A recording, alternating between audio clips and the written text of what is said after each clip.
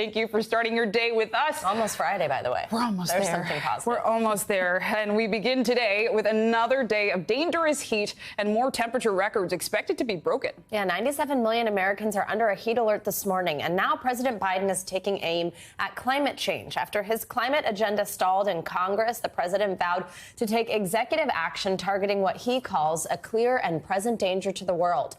Meanwhile, scorching heat continues to smother the country with record highs in multiple states Wednesday, including Lawton, Oklahoma, where temperatures reached 111 degrees. We have team coverage of this historic heat wave with NBC News meteorologist Michelle Grossman and NBC News correspondent Sam Brock. We're going to start with Sam. He's in Dallas, Texas, which again saw triple-digit temperatures yesterday. Hey, Sam, good morning. Yeah, Savannah, that's right. 109 again yesterday in Dallas. I'm glad that you brought up Oklahoma because that state didn't have a single city under 103 degrees on Tuesday. There's some good news in all this as there has been record energy consumption here in Texas. Their grid that has faltered previously is holding up. All this heat is literally adding fuel to the fire. The Chalk Mountain fire has now chewed up more than 6,000 acres as residents recall very close encounters. Within about 3 to 4 foot of our house around it. The searing heat making life miserable in the south, southeast, and east coast. The mercury routinely reaching well into the high 90s and 100s. Landing 5 Boston firefighters in the hospital this week with heat exhaustion, battling flames. As a lightning strike claimed a life overnight at Georgia's Fort Gordon. 1 soldier killed and 9 others injured by a bolt that hit the army post. Reminders of dangerous conditions as heat blankets the nation. Cities like Shreveport, Louisiana and Lawton, Oklahoma tying or breaking records. Terribly hot. I mean, I can't handle it. Across the Atlantic, a similar situation all through Europe. Extreme heat and drought conditions sparking wildfires. The flames devouring parts of Portugal, Spain, Italy, and Greece, forcing tens of thousands from their homes. This week, London's fire brigade had its busiest day since World War II. Here in the U.S., President Biden says he's seen enough, unveiling executive action for this climate crisis. Is literally, not figuratively, a clear and present danger. The health of our citizens and our communities is literally at stake.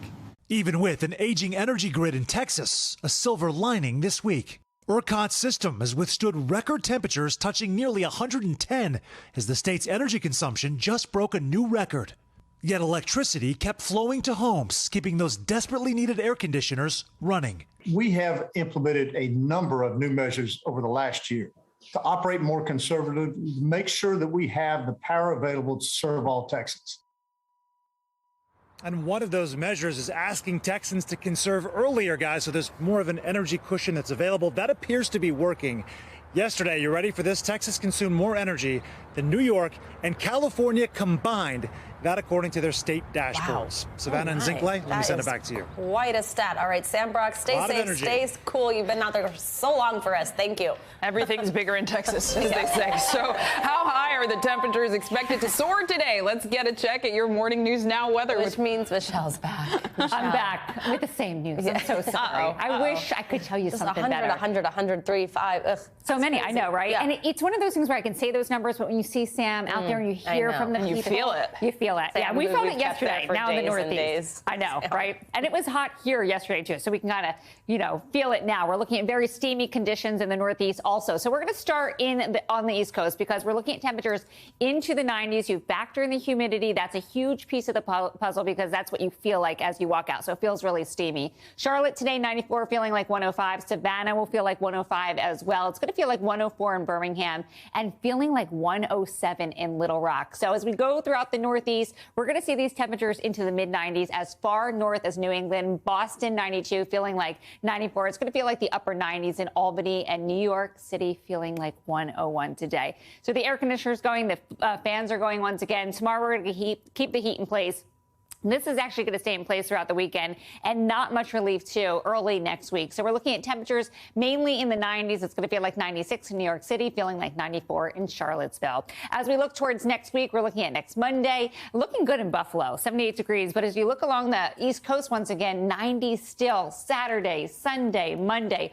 Baltimore, temperatures in the upper 90s, 99 on Sunday, 91 on Monday. And Richmond, we're looking at temperatures in the triple digits on Sunday. So as we go throughout today, we're looking at 97 million people impacted by a heat alert. That's from the West Coast to the East Coast. And I'll end with this because we are looking at the chance for severe weather in parts of New England into the Southeast. Could even see a tornado in New England. So we're going to watch that closely. I'm sorry, a tornado in New England? I know that's the thing. It's like storms and then heat. So when you have this we talk about this heat and you talk about hail, I'm like, what? I know. Well, that's part of it. Yeah. You know, you have that energy kind of lifts it up and then it drops it back down really fast. So that's where you get the hail. It doesn't melt when it comes back down. I should be doing, just like weather lessons with you. All right. Yeah. It's like a daily weather lesson. Yeah, I know. Well, I'll bring my chalkboard. You taught us gully washer. We just cool. All right. Thanks, Michelle. Sure. Thank you, Michelle. Now to Capitol Hill, where the January 6th committee will hold its last public hearing tonight in prime time. NBC News Now anchor Hallie Jackson has a look at what we can expect to see tonight. Over the course of about 2 hours tonight, we can expect to see footage we have never seen before, from outtakes from a speech from former President Trump after the Capitol attack to new footage of some members of Congress escaping the House chamber and gallery. This is according to members of the January 6th committee, who will lay out the argument that not only did Mr. Trump do nothing as the Capitol was overrun, but that he liked watching it happen in what will be the final hearing for now, but not for good. Select committee to investigate. High stakes tonight and high drama expected, with the committee in prime time set to lay out what former President Trump did and, maybe more importantly, did not do during those 187 minutes when the Capitol was under attack. Mr. Trump waiting more than 3 hours before delivering a message to his supporters. So go home. We love you. You're very special. Mr. Trump releasing a message with a different tone on January 7th. To those who engaged in the acts of violence and destruction, you do not represent our country. Committee members saying they have outtakes of that later speech that will be shown at the hearing. The president displayed extreme difficulty in completing his remarks. It will be significant in terms of what the president was willing to say and what he wasn't willing to say. Their goal today, to go through all of Mr. Trump's decision-making as the riot unfolded.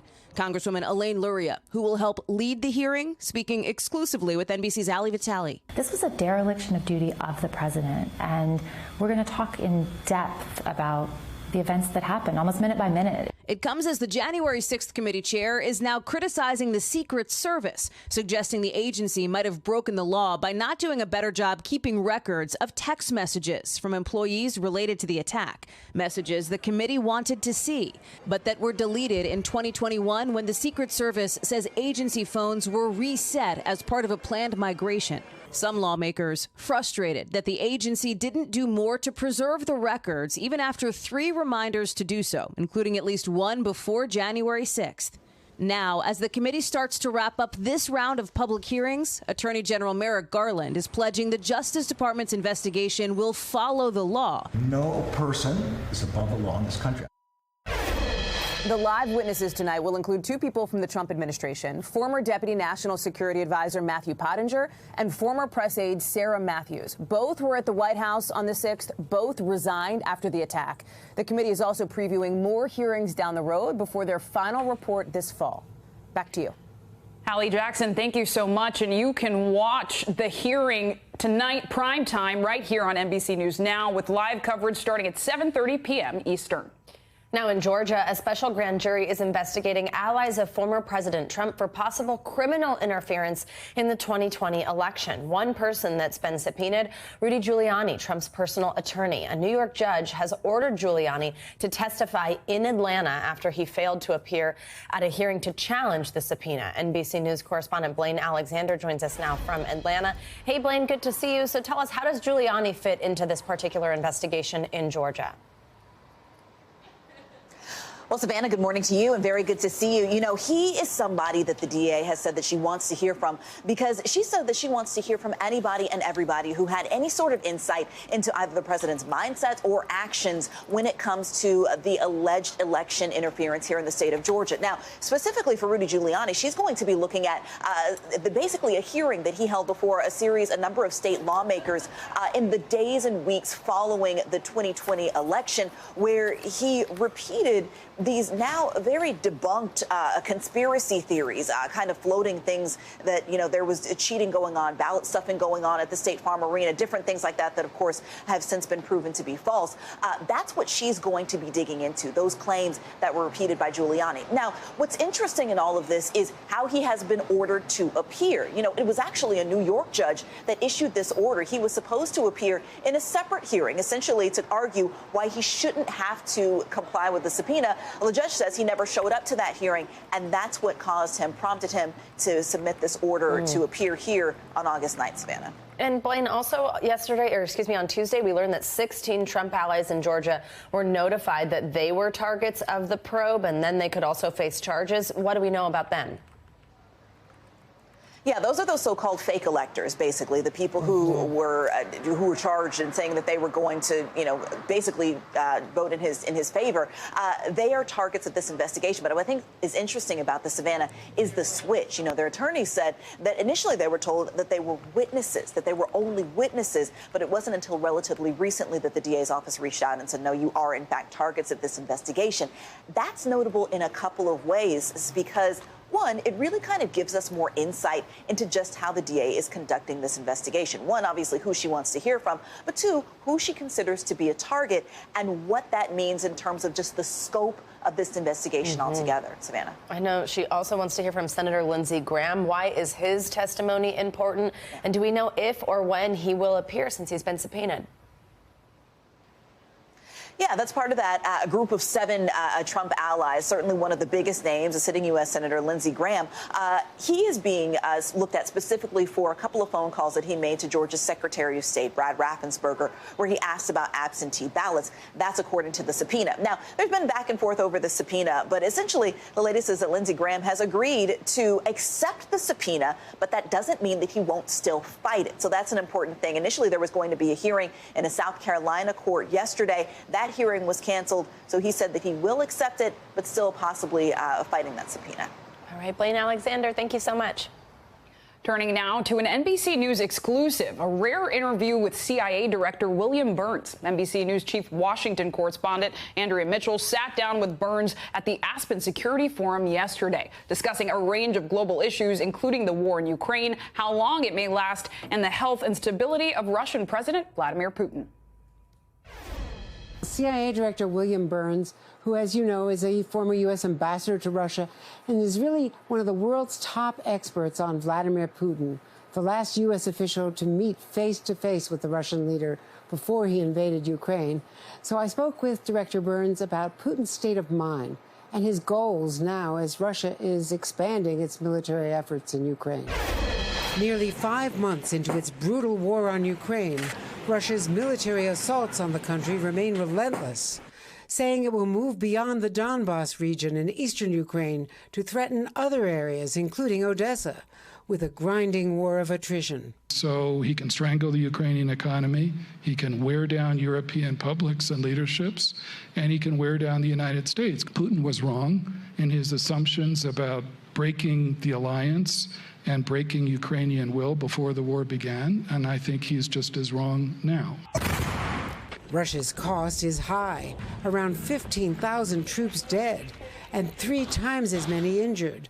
So this week, Moscow turning to Iran for armed drones. What are the implications of this new, stronger alliance of adversaries? The purpose of those drones is to kill Ukrainian civilians in a brutal and unprovoked war of aggression. As he's waged war, Putin has been plagued with rumors about his health. Would you describe him as unstable? Unhealthy? As far as we can tell, he's entirely too healthy. Against the backdrop of war and America's support for Ukraine is WNBA superstar Brittany Griner, who's been detained in Russia for more than 5 months. Overnight, a tribute for her at the ESPY Awards. We cannot stop fighting for her. We cannot stop believing for her.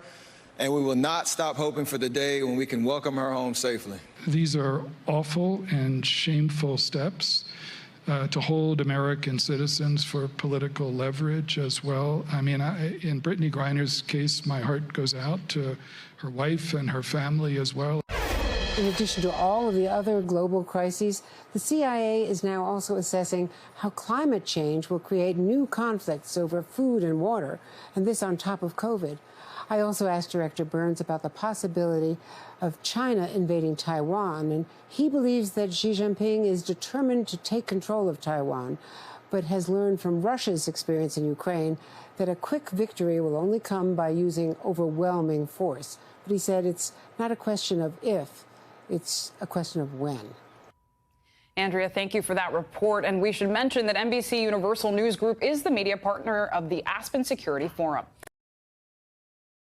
Thanks for watching our YouTube channel. Follow today's top stories and breaking news by downloading the NBC News app.